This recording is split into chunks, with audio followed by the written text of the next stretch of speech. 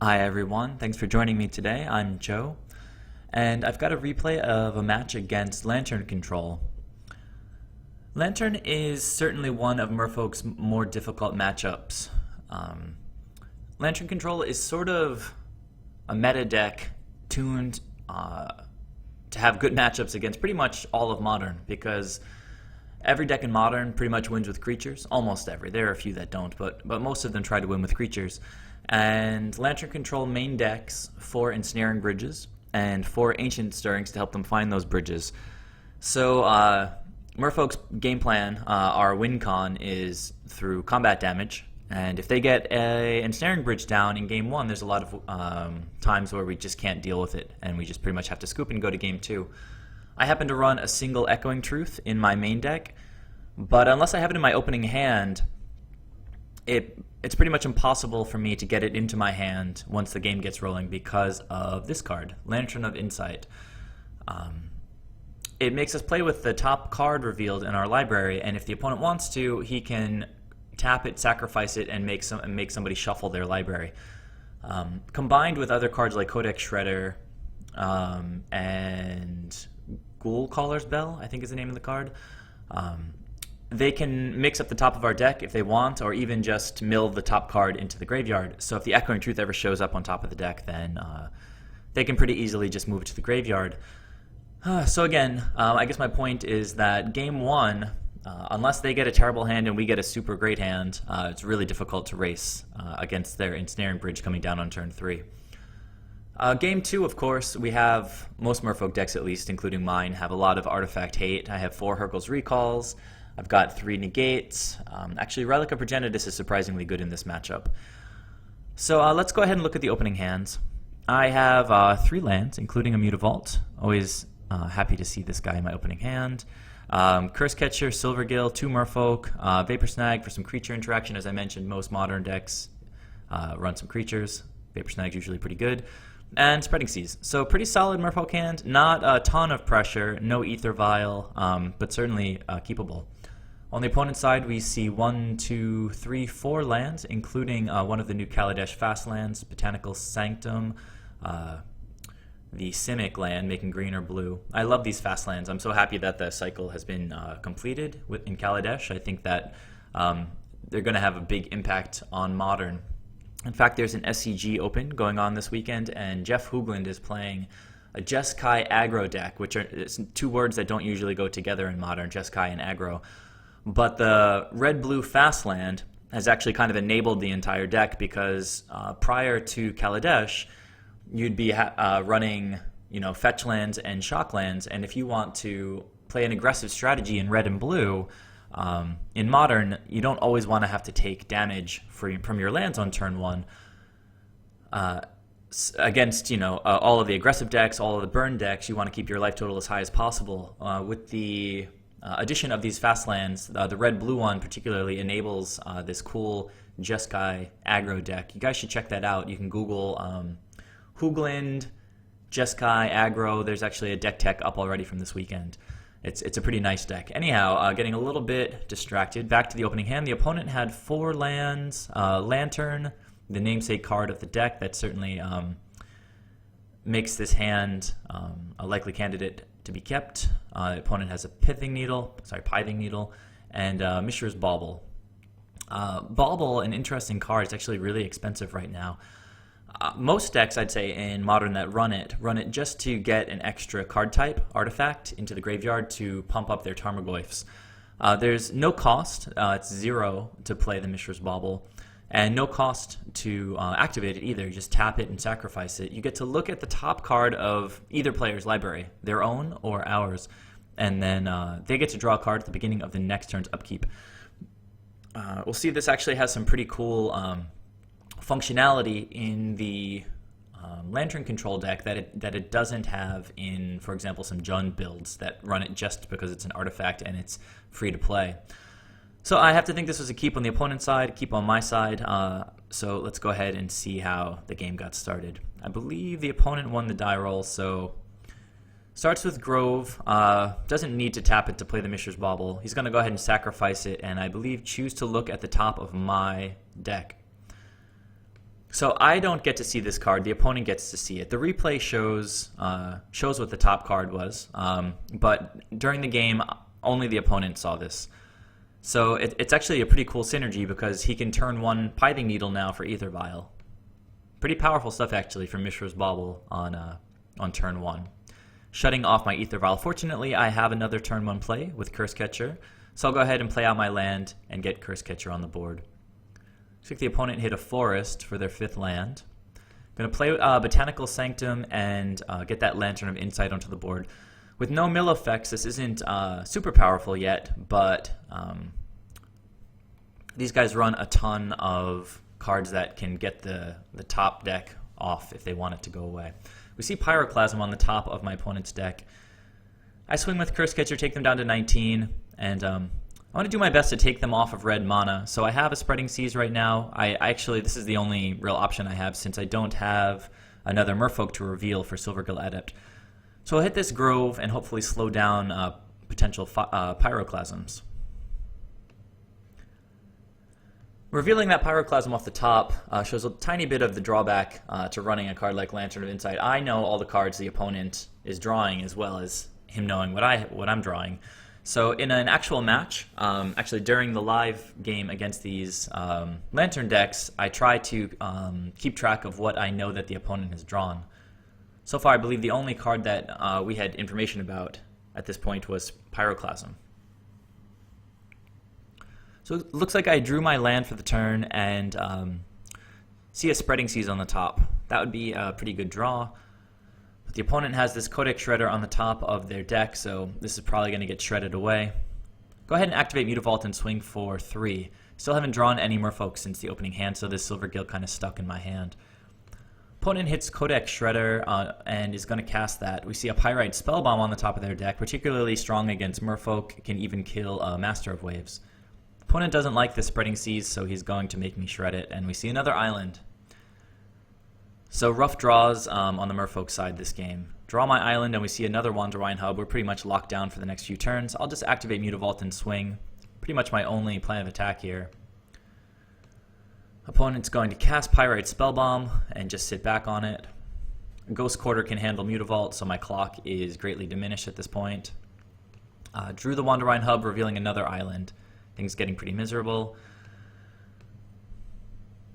I could play a 5th land and cast Silvergill here, but with Pyrite Spellbomb on board, that doesn't seem like the most appealing option to me right now.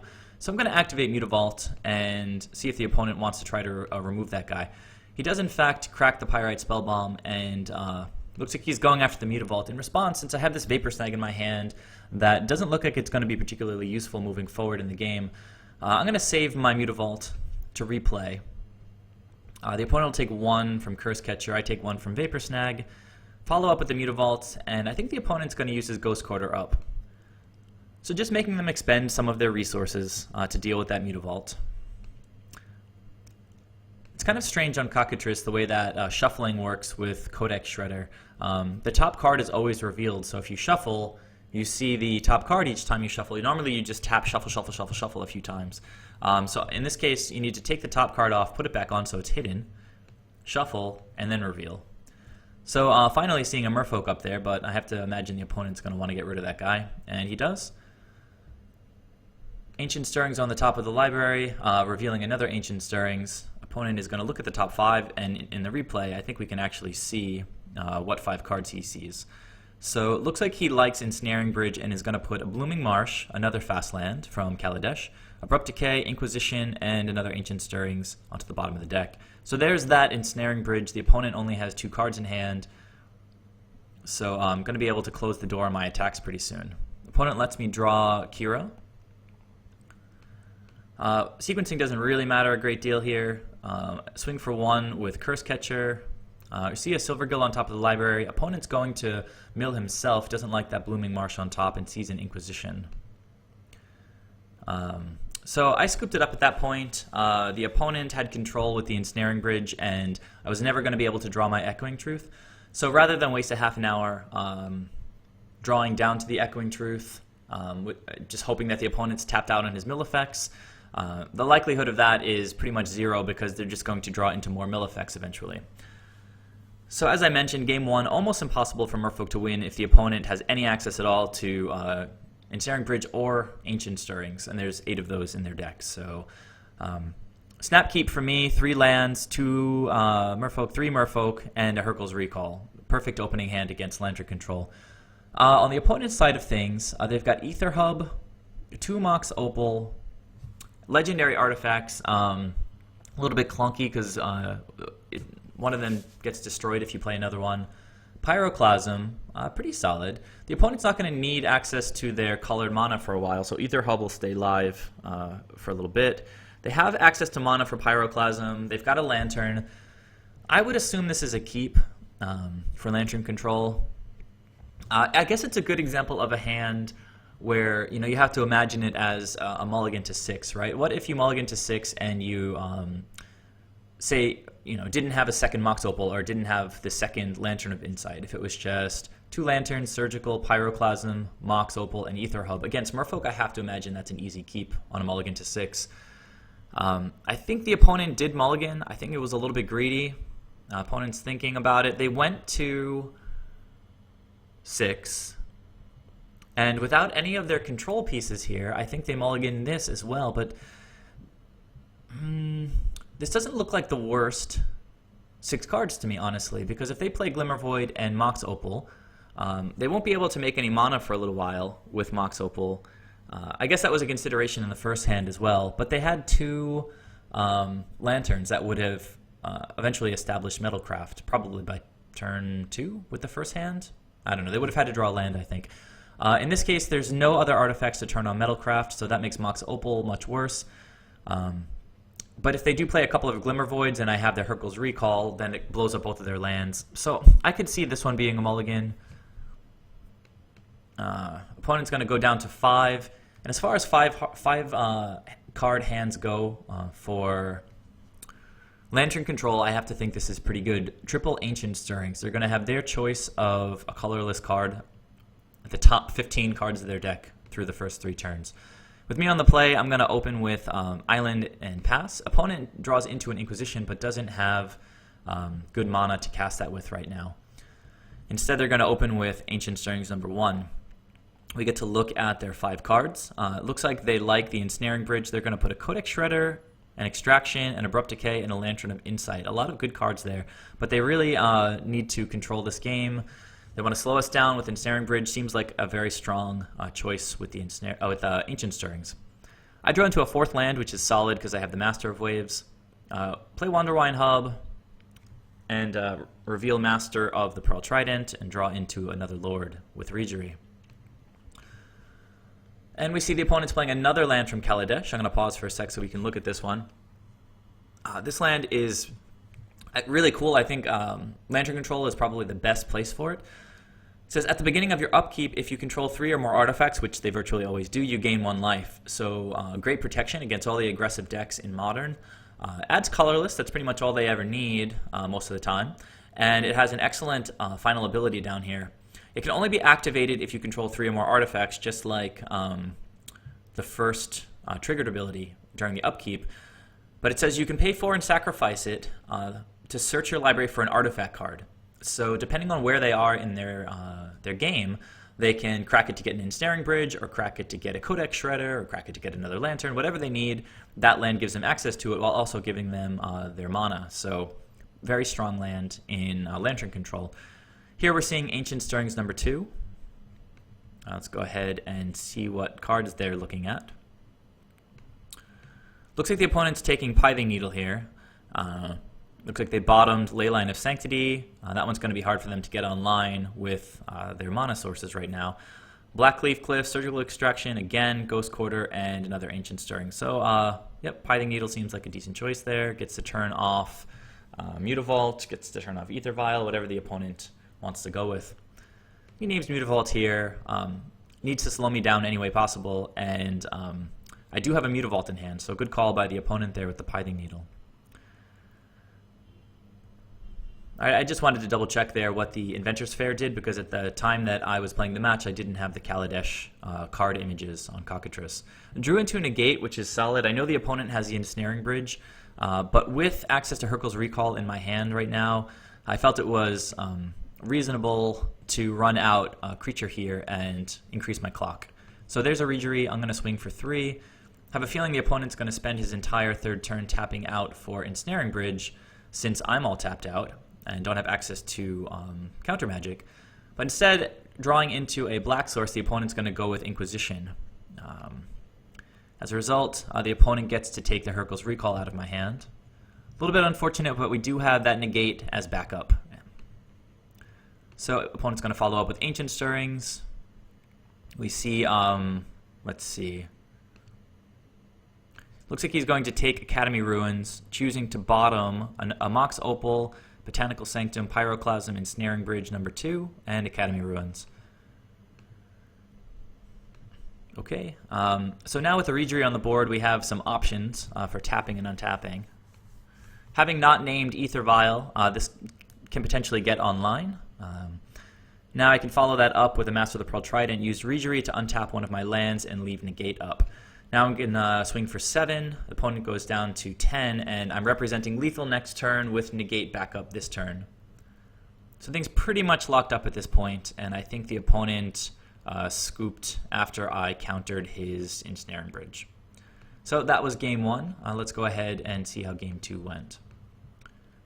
I'm sorry, my bad. That was game 2. Let's go ahead and see how game 3 went. I got smoked in game 1. Alright, looking at the opening hands, opponent's going to be on the play, so we'll start on their side. Looks like 1 land. They do have an Ensnaring Bridge, they do have a Lantern, they do have a Codex Shredder. All of these things cost 1. If they hit some lands, they'll be able to get their Ensnaring Bridge going. Mishra's Bauble gets to replace itself. A couple of Surgical Extractions, potentially taking some cards out of my hand. What do you guys think about this hand? I mean, being on only 1 land, it's sketchy, I guess, but seems like a reasonable keep to me. On my side, I've got 4 lands, which is more than I'd want to see, especially with an AEther Vial. Only 1 Merfolk, but I do have the Hurkyl's Recall, so in the end, creature, land, Hurkyl's Recall, I have to keep this. I see the opponent has no hand disruption, so the Hurkyl's is hopefully going to stick with us for a while. The opponent's going to open with that Mishra's Bauble and wants to see the top of my deck. Remember that I don't get to see this card, only the opponent does, and they see a Cursecatcher there. They get to draw a card in my upkeep, so we can track. Oh, they don't like that Cursecatcher, so actually what they're doing is they're milling it and then instant speeding Surgical Extraction for 2 life, paying the Phyrexian mana with 2 life. So I have to reveal my hand to the opponent now, and they get to look at my library and my hand. And all the Cursecatchers are going away. Fortunately, I don't have any Cursecatchers in hand right now. They do get to see all my sideboard tech. They know that I have 3 Hurkyls in the deck, so possibly have 1 in hand. 3 Negates, so if I bring in 4, possibly have 1 of those in hand. They see 2 Relics, which hasn't come into play yet. So all the Cursecatchers gone. The opponent has seen my entire hand, and they have a Codex Shredder established. And they get to draw a card on my upkeep. So looks like they drew 2 cards by accident. Put 1 of them back. Looks like they hit a second Ensnaring Bridge. Not great without lands, but not bad in general against Merfolk. Very happy we get to establish an AEther Vial on turn 1. Go ahead and hide that in the information the opponent has. It looks like I drew a Negate for the turn, which is sensational in the matchup. Opponent does hit a second land, plays out Lantern of Insight, and at this point they've got a couple of their lock pieces here. With AEther Vial not being Merfolk, I guess the opponent feels comfortable letting me draw that. So I'm going to close this because the opponent has information about all my cards at this point, except the Negate. We can remember that. That one snuck in before he got the Lantern down. So opponent's letting me draw this AEther Vial, which, as I mentioned, totally makes sense because he just wants to reduce pressure right now, and he knows that I only have 1 Merfolk in my hand. But having access to 2 AEther Vials is going to be pretty strong as the game moves forward. Is going to use his mill effect on my end step to get rid of that Lord, revealing an island, which is a little bit miserable for us. Opponent's going to use his second Surgical Extraction, going down to 16. I have to reveal my hand again, so now the opponent knows I have the Negate, along with the Hurkyl's Recall and the Master. So the opponent has gotten rid of 4 of my Cursecatchers and 4 of my Lord of Atlantises from the deck. Fortunately, not hitting any of my hand yet. Okay, they draw a Pyrite Spellbomb. So again, the way that the shuffling works here is strange, because when I when I got all my lords out of the library and then I stopped looking at my library, it put an island on the top. But normally I hit shuffle, shuffle, shuffle, but then I get to see my top card all the time. So I moved the island aside, shuffled, and then put the card back on top. Opponent's a little bit confused about that. I have to explain that I'm shuffling. It's kind of tricky because I can double check here. Let's see. After I was done searching my library, oh, it looks like, well, this is strange because it puts an island. No, I'm sorry. Let me back up a little bit. Backing up. From when I stopped looking at my library. That's what I want to do. So it looks like, okay, I probably should change my approach moving forward. It looks like it does do an automatic shuffle when I stop looking at my library. So after I look at my library, I should just leave whatever card shows up. I was under the impression that it just revealed the top card without shuffling. Anyhow, some technicalities. Opponent's playing Pyrite Spellbomb here. I don't know if he's going to let me draw this Silvergill. Seems like a good thing to mull into the graveyard. Mill into the graveyard. Alright, so advance my Aether Vials. He lets me draw the Silvergill. Kind of magical. I'm going to use my Aether Vial, I think, to get this guy on the table. And I don't know if the opponent's going to let me draw this Mutavault. He gets to respond to the draw trigger. Doesn't like the Mutavault. It's okay with the Silvergill, but not the Mutavault. It's kind of strange.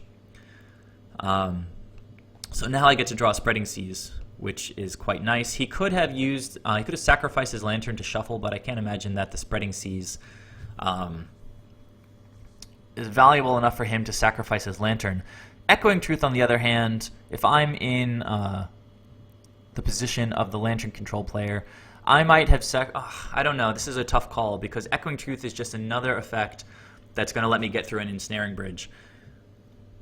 Tough call on their side. He just is going to let that stay there. So now I can run out my Spreading Seas and I get another draw trigger. In response to the Spreading Seas, he's going to make red mana with Glimmer Void and get rid of the Silvergill Adept while he still has access to red mana. So that's fine. I ask him if the draw trigger is good. Again, he can sacrifice his Lantern to shuffle my library, but he's going to let it resolve, and I'm going to get another bounce effect into my hand. Very rare after the opening hand that you get access to draw these cards because the Lantern control player can always just mill them away. So that was a really effective turn for me. Looks like the opponent has a third land on top of their deck and can start playing Ensnaring Bridges. But it's going to be hard for those to stick. Opponent doesn't like Master of Waves. We see another Silvergill Adept, and that's excellent. Again, choosing not to sacrifice his Lantern, he's going to let me draw this Silvergill Adept. Going to have both Aether Vials on 2 at this point. Going to bring the Silvergill Adept in, see if the opponent wants to let me draw this card. Pretty sure he does, since it's just a land. So draw another Cavern, play the Cavern, and I think I just elect to leave all my mana up here. I'm not going to tap out for anything. Really, we have Aether Vial, instant speed. I thought for a second I might have had a Master of Waves in hand, but in fact it's just a Master of the Pearl Trident. So wouldn't have tapped out for anything anyway. Opponent, I think, milled themselves that turn. They didn't like, let's see, reveals, leyline. Yeah, they milled the leyline because they're so far away from that kind of mana. So at the end step, I'm going to put my Master of the Pearl Trident into play. The reason that Lantern control players bring in Leyline of Sanctity against blue decks is because Hurkyl's Recall targets a player, and Leyline of Sanctity gives him hexproof, so they can protect themselves from being targeted. So Hurkyl's Recall gets taken offline if they can get Leyline out, but they really want to see that in their opening hand. Otherwise it becomes not impossible. If they have 2 Glimmer Voids, they can play Leyline. Anyhow, moving to my turn, I'm going to leave both Aether Vials on 2, I think. Drew a Mutavault. Now, at this point, with the opponent's mill effect tapped already, I guess he didn't like the Lord of Atlantis that he saw, so he milled that at some point during their turn. Oh, no, I'm sorry, they milled themselves. So, I was thinking Master of Waves. They might have milled him, but no, they milled themselves, so tap their Codex Shredder. I'd like to draw the Spreading Seas here to take them off black mana, or at least attempt to. I have this Echoing Truth with Negate and Hurkyl's backup, so I think a nice line here is to bounce the Silvergill and put it back in with AEther Vial to draw that Spreading Seas and then draw yet another card. So think a moment after playing the Mutavault. Gonna Echoing Truth the Silvergill. See if the opponent wants to let me draw this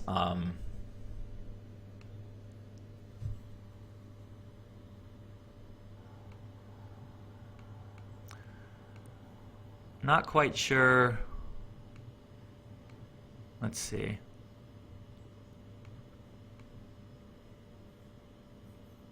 So, yeah, bounced the Silvergill, activated AEther Vial to bring him in, drew the Spreading Seas, and now I'm going to plop it on top of the Blooming Marsh. Only get an island out of the deal, but get to take them off of black mana for the time being. Still have Negate, although currently I don't have the mana for it. Opponent doesn't like that Inquisition with no black mana, and they see another Inquisition. They drew that, and looks like they're just going to run out there in Snaring Bridge. Remember, I think they do play at least one basic swamp, so they could have Ghost Quartered something to make black mana for Inquisition. Would have gotten to take the Hurkyls, which would have probably been a better line for them. Punish the aggressive nature of my last turn. Looks like the opponent feels like they have to let me draw this Island Walk Lord, again not wanting to sacrifice their Lantern to make me shuffle.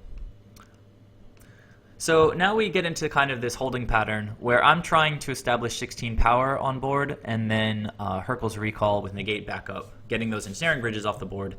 The opponent does have Codex Shredder to keep Merfolk off the top of my deck, so we just have to see who can... The opponent is finally going to blow up one of his lands and get some, well, it looks like he's getting green mana instead of black mana. Here's a Pyxis of Pandemonium, which is another effect that can get things off the top deck. So it might be getting harder and harder for me to get some Merfolk onto the table. At this point, a quick count shows 3, 3, 4 for 10 plus 4 is 14. I really just need to draw a single extra Merfolk here. Opponent lets me draw that AEther Vial, and we see a Merrow Reejerey on top of the deck. Play the Cavern of Souls, play out the third AEther Vial. Pass the turn to the opponent, and I think that this was a missed opportunity for them to mill the Merrow Reejerey. Misstep by the opponent. They draw some more black mana, but it comes into play tapped, showing the inherent weakness of the fast lands. Great when they're great, terrible when they're terrible. So Codex Shredder now doesn't like that Merrow Reejerey. Little late to the game. Now we finally see one of my Relic of Progenitus on the top of the deck. Opponent passes the turn. I ask, since this isn't a Merfolk, they probably have to let me draw it. And they do. So I draw the Relic and we see a Negate. So I'm going to play Relic, and in response to playing the Relic, with it on the stack, looks like the opponent is going to activate Pyxis of Pandemonium. It says each player exiles the top card of his or her library face down, and then it has a bunch of other text about those exiled cards. But really, all that matters here is that the opponent is trying to make me mill a card. And without the Relic on the table, that's going to go ahead and resolve. Nothing I can do about it, so Negate will get exiled. And instead of the Negate, we see a Wanderwine Hub on the top. So the reason that I bring the Relics in this matchup is, first of all, my creature bounce is useless, like the Vapor Snag, so those can easily come out. The Harbinger of the Tides are pretty useless since they don't play any creatures, and we don't really want a double blue vanilla 2/2 Merfolk that doesn't really do anything else. So Relics have some space to move into post-sideboard, and It's an instant speed card draw effect. So the opponent is typically somewhat limited on their mill effects. We see right now they only have 2, and they're tapped out currently. So if I revealed a Merfolk off the top of my deck after their mill effects were done, I could sack the Relic and hopefully draw... Well, I'm sorry. If I see something good and the opponent tries to mill it, I can try to activate this in response to draw instead. I wouldn't activate it right now to draw this land. That would be very silly. So I still don't have lethal, so I can't deploy the Hurkyls yet. I want the opponent to mill 1. He thinks I'm asking him to mill everything. Exile 1 from his graveyard. I'm just going to pass the turn. We're still hunting for Merfolk. Opponent hits another mill effect, so we should be fairly well locked down at this point. Opponent mentioning that he missed the Inventor's Fair trigger a few times. Here's that Inquisition. We don't want him to take the Hurkyls, so we spend the Negate. Okay, so just hoping that they don't hit any more of those Inquisitions for the time being.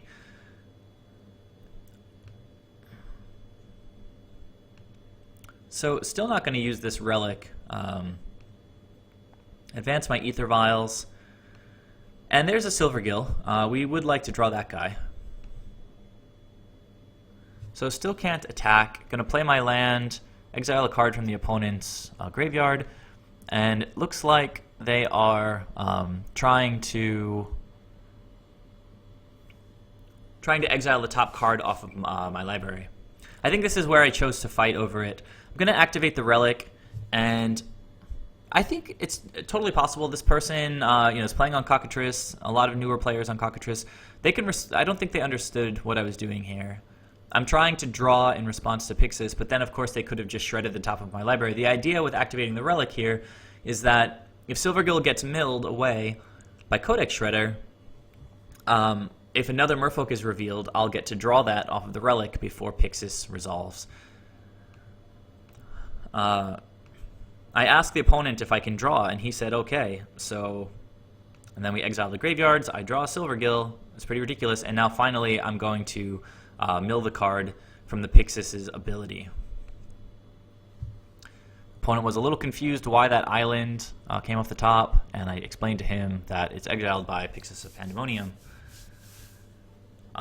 Potentially a huge misstep by the opponent, but we see that I would have drawn a Master of Waves off the top if he had milled Silvergill with Codex Shredder, so I don't think it made a big difference in the end. I would have hit a Merfolk either way.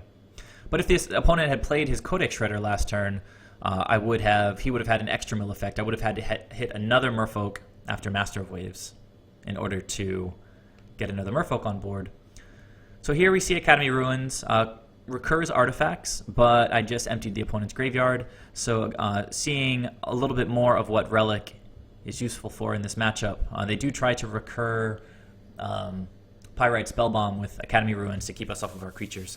Opponent's going to exile my Master of Waves, but at this point it doesn't really matter. You see Master of Pearl Trident. I'm going to activate AEther Vial in response to bring in Silvergill. It gives me a draw trigger, and the opponent is going to choose again not to sacrifice his Lantern. He's going to let me draw this Merfolk. At this point, though, I have lethal, and the opponent scooped it up there. So the match went pretty much according to how I laid it out at the beginning in my introduction. Game 1 is really, really difficult to win. Once the opponent establishes an Ensnaring Bridge, we can't really fight through it. Game 2, I brought in my hate. The opponent took a slightly greedy mulligan, and we were able to punish it. Game 3, this one, I had Hurkyls and Negate and Merfolk and AEther Vials. We saw Echoing Truth bouncing a Silvergill. You can see the value of instant speed card drawing effects against these kinds of effects. Codex Shredder, Pixis of Pandemonium. If they try to exile something, if we have a Relic of Progenitus, we can draw on top of that. So let me know what you guys think about the matchup. Let me know what you thought about the lines that I chose, and what your experience is with the matchup. Do you have any special tips or tricks that you can share with us? Please subscribe if you haven't already. I always appreciate it, and I'll see you guys in the next video. Thanks very much.